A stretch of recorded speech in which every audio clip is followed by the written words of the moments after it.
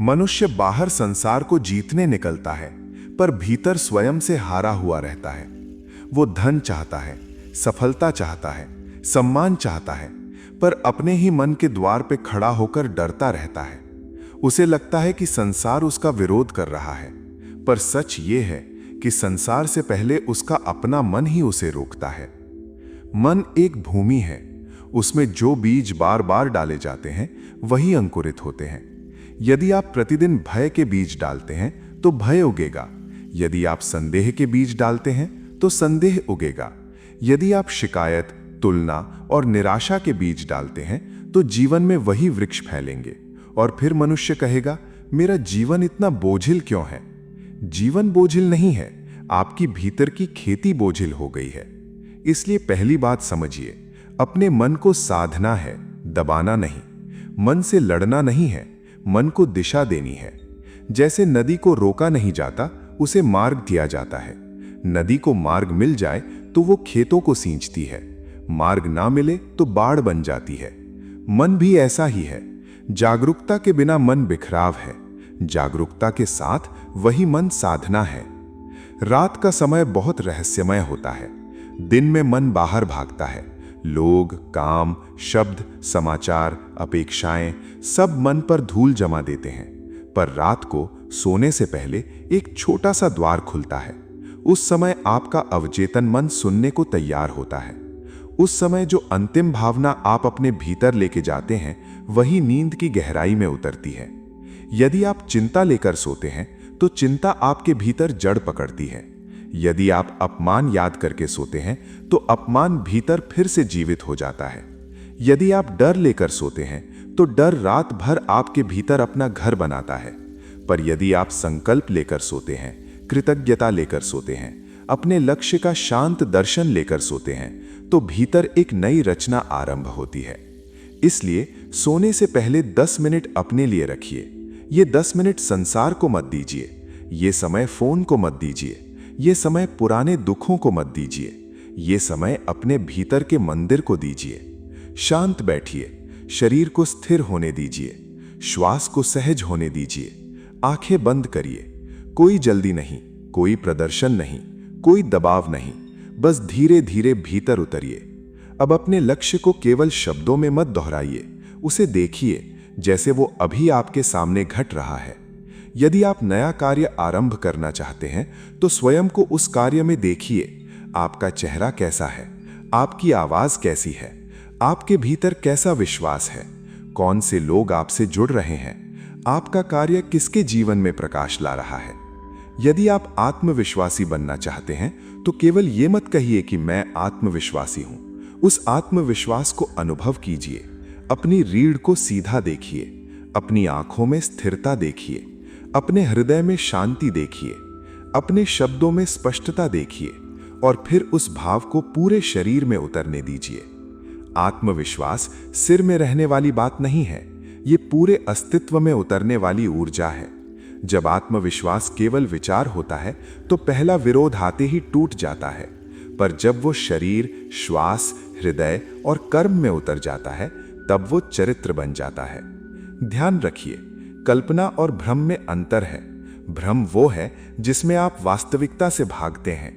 जागरूक कल्पना वो है जिसमें आप अपनी ऊर्जा को दिशा देते हैं। सपना देखना पर्याप्त नहीं है, सपने को भाव देना पड़ता है, भाव को जागरूकता देनी पड़ती है, जागरूकता को कर्म देना पड़ता है। तभी सपना धीरे धीरे जीवन का रूप लेता है। बहुत लोग सोचते हैं पर महसूस नहीं करते। बहुत लोग योजना बनाते हैं पर भीतर से उसमें उपस्थित नहीं होते। बहुत लोग लक्ष्य लिखते हैं पर लक्ष्य उनके रक्त में नहीं उतरता। और जो बात रक्त में नहीं उतरती वो जीवन में कैसे उतरेगी? इसलिए अपने लक्ष्य को प्रतिदिन भीतर जीना सीखिए। पहले भीतर देखिए, फिर बाहर चलिए। पहले भीतर बनिए, फिर बाहर रचिए। बाहर की हर उपलब्धि पहले भीतर के मौन में जन्म लेती है। पर जैसे ही आप भीतर कुछ नया बोना शुरू करेंगे, एक पुरानी आवाज उठेगी। वो आवाज कहेगी, यह सब व्यर्थ है, तुम नहीं कर पाओगे, तुमने पहले भी कोशिश की थी, लोग हंसेंगे, तुम योग्य नहीं हो, तुम देर कर चुके हो। इस आवाज से सावधान रहिए। हर भीतर उठने वाली आवाज आपकी आत्मा की आवाज नहीं होती। बहुत सी आवाजें उधार की होती हैं। किसी शिक्षक ने कुछ कहा था, किसी रिश्तेदार ने ताना दिया था, किसी मित्र ने तुलना की थी, किसी असफलता ने चोट दी थी, और आपने उन आवाजों को भीतर स्थान दे दिया। अब वे लोग सामने नहीं हैं, पर उनकी आवाज भीतर बैठी हुई है। ध्यान का पहला कार्य है पहचानना। जब भीतर से आवाज आए कि मैं नहीं कर सकता, तो तुरंत उससे लड़िए मत, बस रुकिए, देखिए। अपने भीतर कहिए, ये विचार है, ये मैं नहीं हूं, ये एक पुरानी छाया है। बस इतना कहना बहुत बड़ा कदम है, क्योंकि जिस क्षण आप विचार को देख लेते हैं, उसी क्षण आप विचार से थोड़े अलग हो जाते हैं, और जहां अलगाव आया, वहीं स्वतंत्रता की शुरुआत हुई। दूसरा कार्य है प्रश्न करना। मन कहता है कि तुम असफल हो जाओगे। आप पूछिए, क्या यह निश्चित है? क्या ये अंतिम सत्य है? क्या मैंने जीवन में कभी कुछ सीखा नहीं? क्या मैं छोटा कदम भी नहीं उठा सकता? क्या मुझे पूरी सीढ़ी देखनी अभी आवश्यक है, या केवल अगला पायदान पर्याप्त है? डर अंधकार में बड़ा लगता है। जैसे ही उस पर जागरूकता की रोशनी पड़ती है, वो छोटा होने लगता है। डर को मिटाने की जल्दी मत करिए। पहले उसे देखिए, फिर उसे समझिए, फिर उससे ऊपर उठिए। तीसरा कार्य है नई भाषा बनाना। भीतर की भाषा बदलनी होगी। मैं नहीं कर सकता को मैं सीख सकता हूं में बदलना होगा। मैं कमजोर हूं को मैं अभ्यास में हूं में बदलना होगा। लोग क्या कहेंगे को मैं अपने सत्य में स्थिर रहूंगा में बदलना होगा। शब्द केवल शब्द नहीं होते, शब्द दिशा होते हैं। जिस भाषा में मन सोचता है, उसी भाषा में जीवन अपना आकार लेने लगता है। यदि भीतर की भाषा भय की है, तो बाहर का संसार भी भयपूर्ण दिखाई देगा। यदि भीतर की भाषा विश्वास की है, तो वही संसार अवसरों से भरा दिखाई देगा। और स्मरण रखिए, परिवर्तन एक दिन में नहीं होता।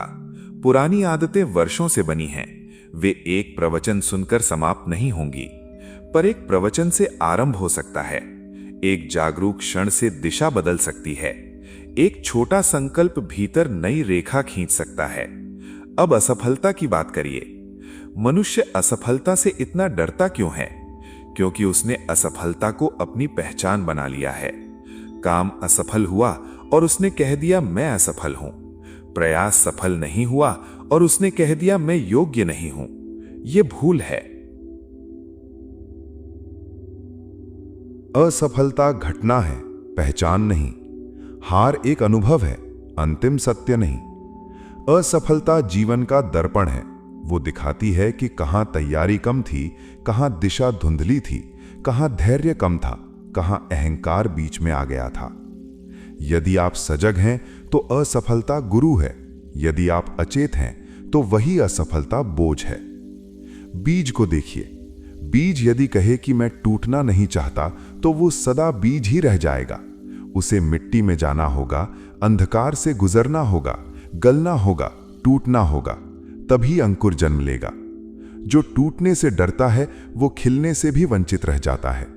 इसलिए जब जीवन में कोई प्रयास सफल न हो, तो अपने को गाली मत दीजिए। रुकिए, श्वास लीजिए। जो दुख है उसे महसूस करिए, उसे दबाइए मत, लेकिन उसमें डूबिए भी मत। फिर शांत होकर देखिए, मैंने क्या सीखा, अगली बार क्या बदलना है, कौन सा छोटा कर्म अभी संभव है। यही साधक का मार्ग है। वो हर चोट को शिक्षा बना लेता है, हर गिरावट को गहराई बना लेता है, हर असफलता को नई स्पष्टता में बदल देता है।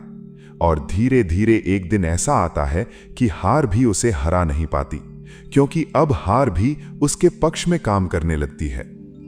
अब संगति की बात समझिए। मनुष्य अकेला हो तो अपने विचारों में उलझ जाता है। वो अपनी समस्या को सबसे बड़ी समस्या मान बैठता है। उसे लगता है कि केवल मैं ही डरता हूं, केवल मैं ही संघर्ष कर रहा हूं, केवल मेरा ही जीवन कठिन है। पर जब वो सजग लोगों के साथ बैठता है, तो उसे पता चलता है कि संघर्ष सबके जीवन में है। अंतर केवल इतना है, कोई संघर्ष में सो जाता है, कोई संघर्ष से जाग जाता है।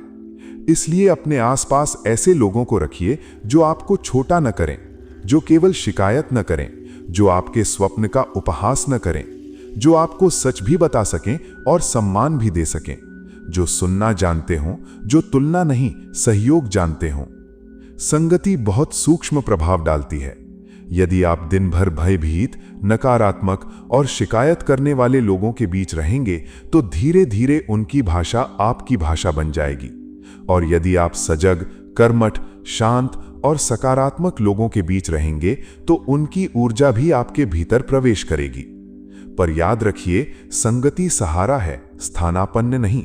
कोई आपके लिए चल नहीं सकता, कोई आपके लिए ध्यान नहीं कर सकता, कोई आपके लिए आत्मविश्वास नहीं जी सकता। दूसरों की रोशनी मार्ग दिखा सकती है, पर भीतर का दीपक आपको स्वयं जलाना होगा। अब इस साधना को केवल सुनिए मत, इसे 30 दिनों का प्रयोग बनाइए।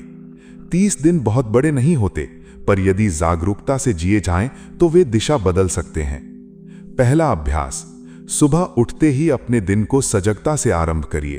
बिस्तर से उठते ही एक गहरी श्वास लीजिए और भीतर कहिए, आज मैं अपने लक्ष्य की ओर एक सच्चा कदम उठाऊंगा। दूसरा अभ्यास, 2 मिनट स्थिर खड़े रहिए। रीढ़ सीधी, कंधे सहज, चेहरा शांत, श्वास गहरी। शरीर को यह संदेश दीजिए कि मैं जीवन से छिप नहीं रहा हूं, मैं उपस्थित हूं। तीसरा अभ्यास, सुबह और रात अपना लक्ष्य पढ़िए, पर मशीन की तरह नहीं, भाव से, जैसे हर शब्द आपके अवचेतन मन के द्वार पर दस्तक दे रहा हो। चौथा अभ्यास, हर दिन एक छोटा कर्म पूरा करिए। छोटा कर्म बड़ा परिवर्तन लाता है। अधूरा संकल्प मन को कमजोर करता है। पूरा किया हुआ छोटा कार्य मन को शक्ति देता है। पांचवा अभ्यास, हर दिन किसी एक व्यक्ति की सहायता करिए, बिना घोषणा के, बिना अहंकार के, बिना अपेक्षा के। देने से भीतर का भय कम होता है, करुणा मन को विस्तृत करती है। छठा अभ्यास, रात को 10 मिनट लक्ष्य दर्शन करिए। स्वयं को उस अवस्था में देखिए जहां आप शांत हैं, सक्षम हैं, जागरूक हैं और कृतज्ञ हैं। सातवां अभ्यास, कृतज्ञता लिखिए। 3 बातें प्रतिदिन, भोजन, श्वास, शरीर, सीख, अवसर, संबंध, मौन, कुछ भी। कृतज्ञता कमी की आदत को तोड़ती है। कृतज्ञता मन को संपन्न बनाती है। इन 30 दिनों में अपने शब्दों पर ध्यान रखिए, अपने भोजन पर ध्यान रखिए, अपने स्क्रीन समय पर ध्यान रखिए। बिखरा हुआ ध्यान आत्मविश्वास को कमजोर करता है। भारी वाणी और भारी आदतें मन को नीचे खींचती हैं। यदि किसी दिन चूक हो जाए तो स्वयं को दोष मत दीजिए, बस देखिए, समझिए और अगले दिन फिर आरंभ करिए। अनुशासन कठोरता नहीं है, अनुशासन स्वयं के प्रति प्रेम है। जब आप स्वयं से प्रेम करते हैं तो आप स्वयं को बिखरने नहीं देते। धीरे धीरे आप देखेंगे कि भीतर की आवाज बदलने लगी है। जो आवाज पहले कहती थी तुम नहीं कर सकते, वही आवाज कहने लगेगी एक कदम और चलो। जो मन पहले डरता था, वही मन धीरे धीरे सहयोगी बनने लगेगा। यही वास्तविक आत्मविश्वास है। आत्मविश्वास का अर्थ ये नहीं कि आपको कभी डर नहीं लगेगा। आत्मविश्वास का अर्थ है कि डर होते हुए भी आप सजग रहेंगे। आत्मविश्वास का अर्थ ये नहीं कि आप कभी गिरेंगे नहीं। आत्मविश्वास का अर्थ है कि गिरकर भी आप स्वयं को समाप्त नहीं मानेंगे। आत्मविश्वास का अर्थ ये नहीं कि दुनिया हमेशा आपकी प्रशंसा करेगी। आत्मविश्वास का अर्थ है कि आलोचना में भी आपका केंद्र स्थिर रहेगा। मनुष्य तब परिपक्व होता है जब वो बाहरी आवाजों से अधिक अपने भीतर के मौन को सुनना सीखता है। अब एक गहरी श्वास लीजिए, धीरे धीरे छोड़िए। अनुभव करिए कि आपके भीतर एक शांत आकाश है। विचार आते हैं, जाते हैं, भय आते हैं, जाते हैं, सफलता आती है, जाती है, असफलता आती है, जाती है, प्रशंसा आती है, जाती है, निंदा आती है, जाती है। पर आपके भीतर एक साक्षी है जो सबको देखता है। वही साक्षी आपका वास्तविक आधार है। जब आप उसी आधार से जीना शुरू करते हैं तो आत्मविश्वास चिल्लाता नहीं, वो शांत हो जाता है। आपकी आंखों में स्थिरता आ जाती है, आपकी वाणी में स्पष्टता आ जाती है, आपके कर्मों में नियमितता आ जाती है, और तब जीवन धीरे धीरे बदलने लगता है। याद रखिए, आप अपने भय से छोटे नहीं हैं, आप अपनी परिस्थितियों से छोटे नहीं हैं, आप अपने अतीत से छोटे नहीं हैं। आपके भीतर चेतना की वो ज्योति है जो हर अंधकार को देख सकती है, और जिसे देखा जा सकता है उससे मुक्त हुआ जा सकता है। इसलिए उठिए, पर भागकर नहीं, जागकर। चलिए, पर डरकर नहीं, विश्वास से। सीखिए, पर तुलना में नहीं, अपने स्वभाव में। दीजिए, पर अपेक्षा से नहीं, करुणा से। और हर रात सोने से पहले अपने भीतर कहिए, आज मैंने एक कदम उठाया, आज मैं थोड़ा और जागा, आज मेरा दीपक थोड़ा और स्थिर हुआ। यदि ये वाणी आपके हृदय तक पहुंची है तो इसे केवल सुनकर मत छोड़िए। 30 दिन की आत्मविश्वास साधना आरंभ करिए। अपने अवचेतन मन को नई दिशा दीजिए। अपने भीतर की भाषा को बदलिए। अपने लक्ष्य को भाव से देखिए। असफलता को शिक्षा बनाइए। संगति को पवित्र बनाइए और अपने भीतर के दीपक को प्रतिदिन थोड़ा और स्थिर करिए, क्योंकि जिसे आप बाहर खोज रहे हैं उसकी पहली चिंगारी आपके भीतर पहले से जल रही है। मौन में उतरिए, अपने भीतर के दीपक को प्रणाम करिए और आज से एक नई यात्रा आरंभ करिए। धन्यवाद।